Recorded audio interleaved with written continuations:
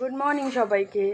আজকে শ্রাবণ মাসের দ্বিতীয় সোমবার, প্রথম সোমবার আমি শিবের মাথায় জল ঢালতে যেতে পারিনি, আজকে যাব। এই জন্য আমি আজকে একটু তাড়াতাড়ি সকাল সকাল উঠে পড়েছি। এখন বাজছে সকাল 6:45। এখন আমি স্নান টান করে রেডি হব, তারপর রেডি হয়ে যাব শিবের মাথায় জল ঢালতে। আর আজকে আমরা যাচ্ছি মধুপুরে। তোমরা সবাই দেখতে থাকো আমার ব্লগটা। এই দেখো, আমি এখন রেডি হয়ে গেছি, এখন আমরা বার হচ্ছি। এই যে মাও যাচ্ছে আমার সঙ্গে, তোমরা দেখতে থাকো।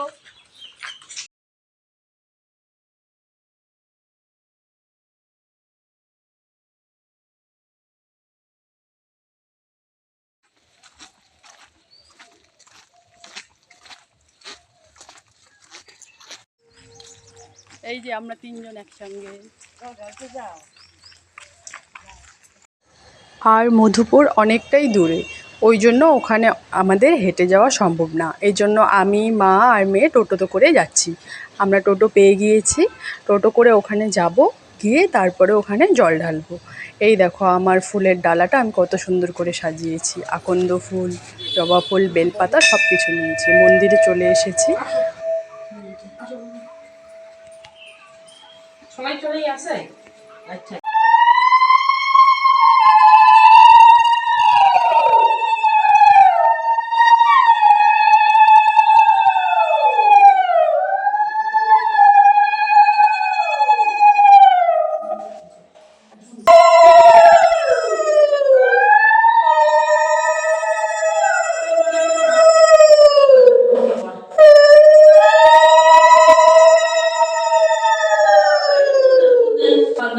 বাবা ওম নমঃ শিবায়, ওম নমঃ শিবায় বলবা।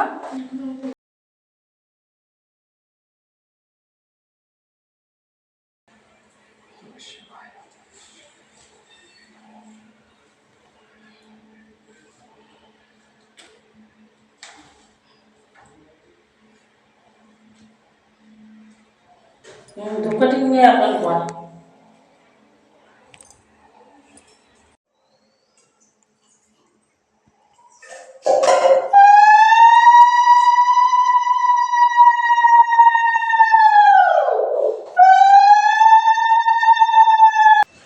আর তারপর মা বলল নন্দী মহারাজের কানে কানে গিয়ে কোনো যদি প্রার্থনা থাকে সেটা বলতে। তারপর গিয়ে বললাম, তারপর নন্দী মহারাজের চার পায়ে ধরে আশীর্বাদ নিলাম। মেয়েও করলো, মেয়েও বলল, মানে নন্দী মহারাজের কাছ থেকে আশীর্বাদ চাইলো, ও প্রণাম করলো। আর মন্দিরের কাছেই তোর্সা নদী। তারপরে ভাবলাম যেহেতু আমরা মন্দিরে পুজো দিতেই এসেছি, একটু নদী থেকেও ঘুরে আসি, কারণ আমাদের বাড়ির আশেপাশে কিন্তু কোনো নদী নেই, আর এরকম নদী দেখলে আমাদের খুব ভালো লাগে।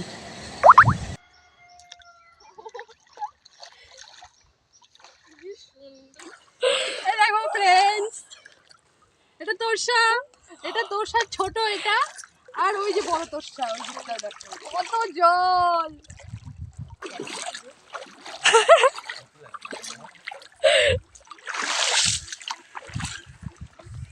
তোমাকে জল ছিটাবো?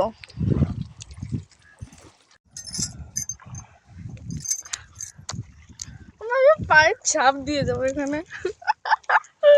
ও কিন্তু খুব খুশি, দেখো ওকে, ও সেই মজা করছে এই জল দেখে, মানে নদী দেখে। যেহেতু আমাদের বাড়ির আশেপাশে নদী নেই, এই জন্য ও সেরকম এগুলো আশেপাশে যায়ও না।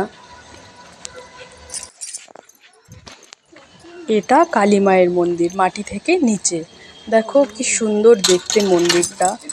এটা সামনে থেকে না দেখলে কিন্তু বোঝা যাবে না। ফাইনালি আমরা চলে এসেছি বাড়ি, আমাদের পুজো শেষ। এখন যেহেতু পুজো শেষ হয়ে গেছে, জল ঢালা হয়ে গেছে, এখন রেডি হতে হবে অফিসে যাওয়ার জন্য। শাড়িটা চেঞ্জ করে নিয়েছি, এখন অফিসের ইউনিফর্ম পরে নিয়েছি। আর যেহেতু কোনো অকেশন না, অকেশনে শাড়ি পরে যাওয়া যায় শোরুমে, কিন্তু এখন অফিস ইউনিফর্ম পরেই যেতে হবে। মেয়েও স্কুলে যাচ্ছে। Bye bye.